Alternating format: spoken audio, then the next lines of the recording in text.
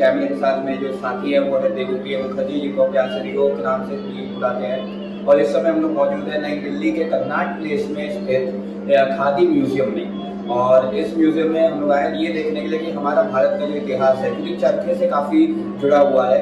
और अब हम देखेंगे कि यहाँ पे क्या क्या हम लोगों को देखने को मिलता है। तो आइए हम आपको दिखा देंगे। अगर आप यहाँ देख पाएँ तो सबसे पहले मैंने भी देखा कि कुछ, लेकिन आप लोग दिखा रहा हूँ। आप कैमरा थोड़ा पास लाएंगे तो हम ज़्यादा दिखा पाएंगे। और पहला जो यहाँ पे हम लोगों को दिख सकता है, ये टाइप ऑफ चरखा यहाँ पे दिया गया है, year of making donated bye, कि मतलब कि चरखा बेसिकली कौन सी क्वालिटी का है। जैसे है आयरन ट्रेडिशनल चरखा, ये जो है ये आयरन ट्रेडिशनल चरखा है। और तरह तरह के चरखे, अगर आप उस साइड दिखा पाए तो तरह तरह के आपको चरखे यहाँ पे देखने को मिल जाएंगे। और बुक चरखा और वन स्पिंडल चरखा, ये कितने टाइप के चरखे होते हैं। और तो ये गांधी जी के 3 मंदिर आपको देखने को मिल जाएंगे यहाँ पे। और काफ़ी अच्छी चीज़ें देखने को यहाँ पे आपको मिलती है, तरह तरह के चरखे हैं। तो अगर आप यहाँ पे आके विजिट करना चाहें, अगर आप एक्सप्लोर करना चाहते हैं चरखों के बारे में, तो आपको यहाँ जरूर आना चाहिए। दोस्तों, भारत का इतिहास जो है काफ़ी महान रहा है। और जब हम इतिहास की बात करते हैं तो हमारे बापू महात्मा गांधी जी के बारे में अगर हम बात ना करें तो इंडिपेंडेंस की सारी जंग, सारी लड़ाइयाँ व्यर्थ लगती हैं। क्यों व्यर्थ लगती हैं? क्योंकि अहिंसा के मार्ग पर चल के अगर किसी इंसान ने हम लोगों को एक दिशा दी है तो वो हमारे बापू महात्मा गांधी जी थे। यहाँ पे जैसे कि आप देख सकते हैं, उनके लिए एक पीपीटी भी दर्शाई गई है। क्योंकि अगर आप चरखा म्यूजियम आए हैं तो चरखे से जो नाम हमारे वहाँ फैलाता है वो महात्मा गांधी जी का ही आता है। और जैसा कि हम लोगों ने अपने इतिहास की किताबों में पढ़ा है कि हमारे जो बापू थे चरखा चलाया करते थे। खादी जो म्यूजियम है उसके बगल में, शुरुआत में मैंने शायद खादी बताया था, खादी म्यूजियम आपको, लेकिन ये चरखा म्यूजियम है। और अभी मेरे को याद आया। तो अगर आप यहाँ आते हैं, कभी भी अगर आप आते हैं ना, तो फिर आपको भीड़ से अलग हटके कर्नाट प्लेस की जो भीड़ भाड़ है वहाँ से हटके आपको कुछ वैल्यूएबल जानने की चीज़ें मिलेंगी। क्योंकि आप देख सकते हैं कि हर चीज़ को डिस्क्राइब करके दिया गया है, कितनी सारी चीज़ों को। और हम लोग अभी पढ़ेंगे चीज़ों को। और ये मैं अपनी कमी मानता हूँ कि हम लोगों को इतने सारे चरखे के टाइप्स भी होते हैं, इतने सारी मशीनें होती हैं। जैसे यहाँ पे मशीन है एक तरह की, हम लोगों को अगली बार जब हम यहाँ आएंगे तो शायद और ज़्यादा जानकारी लेके आएंगे कि कौन सा चरखा किस काम के लिए यूज होता है। और यहाँ पर कुछ आपको स्टेज मिल जाएगी।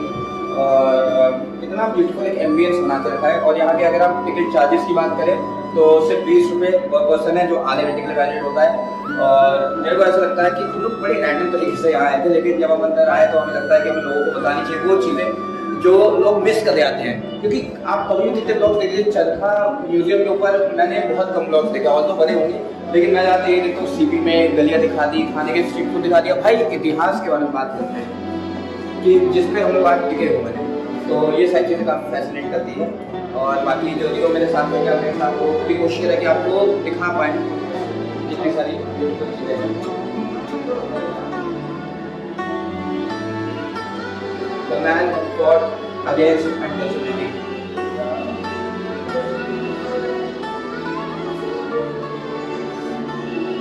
छोटा है दोस्तों फिलहाल अंदर, बाहर भी हम लोग जाएंगे, बाहर की चीज़ें भी एक्सप्लोर करेंगे। कि ये तो अभी कमरे के अंदर हमने देखा जहाँ पे चरखे रखे गए हैं, बाहर चल के हम देखेंगे कि क्या क्या चीज़ें हमें देखने को मिलती है। और जैसे कि आप देख सकते हैं प्रधानमंत्री जी का मैसेज यहाँ पे, अगर मैं आपको शॉर्ट में पढ़ के बता पाऊँ तो I am happy that a heritage charkha museum is being inaugurated and a last e charkha is being unveiled at Connaught Place. तो यहाँ पे एक तरह से पीएम जी का जो मैसेज था हमारी, और अगर हम देख पाए तो नरेंद्र मोदी जी का ही मैसेज है, जिन्होंने जिस मैसेज में उन्होंने ये बताया है कि किस तरह कितना महत्व है इस म्यूजियम का। और यहाँ पे भी आपको कुछ फोटो देखने को मिल जाएंगी। और तरह तरह के women spinning wheel, colour, lust of passion, इतिहास से जुड़ी जितनी चीज़ें हैं, भले आप प्री इंडिपेंडेंस एरा की बात कर लीजिए, पोस्ट इंडिपेंडेंस के लिए भी आपको चीज़ें मिलेंगी। ऐसा नहीं है कि सब फ्री की बातें यहाँ पे हो रही हैं। किसान चरखा सबसे एक मैं कहता हूँ अहम भूमिका, किसान चरखा। ऊपर गांधी जी आपको दिख जाएंगे जिन्होंने कैप पहन रखी है, एक जो मेरे ख्याल से किसी गाँव की फोटो मालूम होती है। और पेटी चरखा जैसे मैंने आपको बताया, तरह तरह के चरखे हैं यहाँ पे।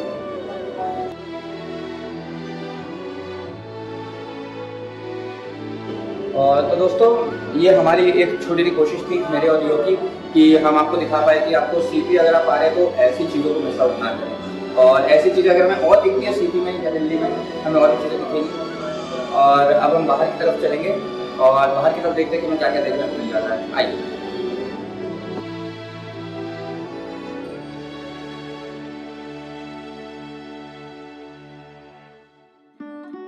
दोस्तों जैसा कि मैंने अभी इस पर पढ़ा, जैसे हमें ये अंदर जाने से पहले पढ़ना चाहिए था, लेकिन बाहर आके हमने ये पढ़ा कि अंदर टोटल 14 यानी 14 चरखा थे, जिसमें से जो स्टेनलेस स्टील का चरखा आपने अंदर देखा उसको 72 दिनों में 20 मजदूरों ने मिलकर बनाया था, और उसका जो स्टील है वो one of the finest steel से उस चरखों को बनाया गया है।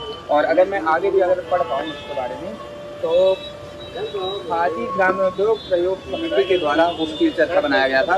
और अब हम कोशिश करेंगे कि जब हम अगली बार एक बार फिर से यहाँ पे आएँ तो और ज़्यादा जानकारी के साथ जाएँ। और कुल मिला के यहाँ पे स्वदेशी मूवमेंट के बारे में भी काफ़ी सारी चीज़ें लिखी गई हैं कि क्या इम्पोर्टेंस, क्या सिग्निफिकेंस, और आज जिस नींव पे हमारा भारत खड़ा है उसके पीछे उसकी नींव कितने लोगों ने डाली थी। और इसी के साथ फिलहाल लोग यहाँ से अब आगे बढ़ेंगे, और अगर जहाँ से पहले रियो दिखाना चाहते हैं आप लोगों को तो आप पढ़ सकते हैं इसके बारे में भी। पूरा चरखा म्यूजियम घूमने के बाद अब हम खड़े हैं उस शख्स की मूर्ति के आगे, उस शख्स की प्रतिमा के आगे जिससे सारी कहानी शुरू हुई। भले वो स्वदेशी मूवमेंट रहा हो, चिपको मूवमेंट रहा हो, या जितनी भी वो मूवमेंट्स जिसने हमारे भारत को स्वतंत्रता दिलाने में मदद की, उन सबके पायनियर श्री महात्मा, जिनकी पूरा नाम लेते हैं, श्री मोहनदास करमचंद गांधी जी। और इतने अच्छे से इनकी प्रतिमा को सजाया गया। नीचे सफ़ेद फूल जो श्रद्धांजलि का एक प्रतीक होता है, जब भी जिनकी हम रिस्पेक्ट करते हैं उनकी मृत्यु के बाद, उनके मृत्यु मैं नहीं कहूँगा, इसको हम देह त्याग कहते हैं।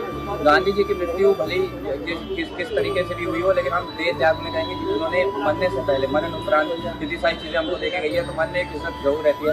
और उसी को डिनोट करते हुए यहाँ पे सफ़ेद फूलों से पूरा घेर रखा है पूरी प्रतिमा को। और इसलिए मैं कहता हूँ कि दोस्तों, कर्नाटक प्लेस आप आते हैं, दिल्ली आते हैं घूमने, ठीक है, लेकिन कहीं ना कहीं हमें अपनी नींवों को नहीं भूलना है, नींव को पकड़े रहिए।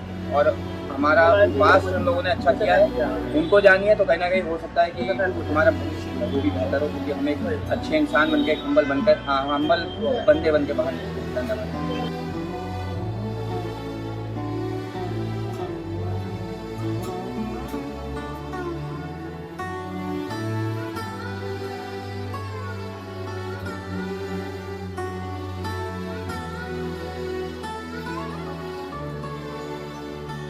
14 ऐतिहासिक चरखों को देखने और उनके बारे में जानने के बाद अब मेरे पीछे अगर आप देख सकते हैं तो 15वां सबसे बड़ा चरखा है, जो गांधी जी को एक और गांधी जी को डिनोट करता है, उनकी स्ट्रगल को डिनोट करता है, और उनकी मानसिकता को भी कहीं ना कहीं डिनोट करता है कि जब हमारे देश में विदेशी चलन बहुत चलता था, जब हमारे देश में वेस्टर्न कल्चर हिट करने लगा था इतिहास में, तो तब गांधी जी ने बोला था कि भाई स्वदेशी कपड़ों को अपनाइए, स्वदेशी कपड़ों के लिए स्वदेशी खादी को अपनाइए। आप खादी का बहुत अहम रोल रहा है, क्योंकि चरखे में ही खादी को जोड़ के उससे कपड़े बुना करते थे। तो 15वां चरखा आप जैसे मेरे पीछे देख सकते हैं, मेरे साथी रियो आपको दिखा रहे हैं, और काफ़ी बड़ा चरखा है ये।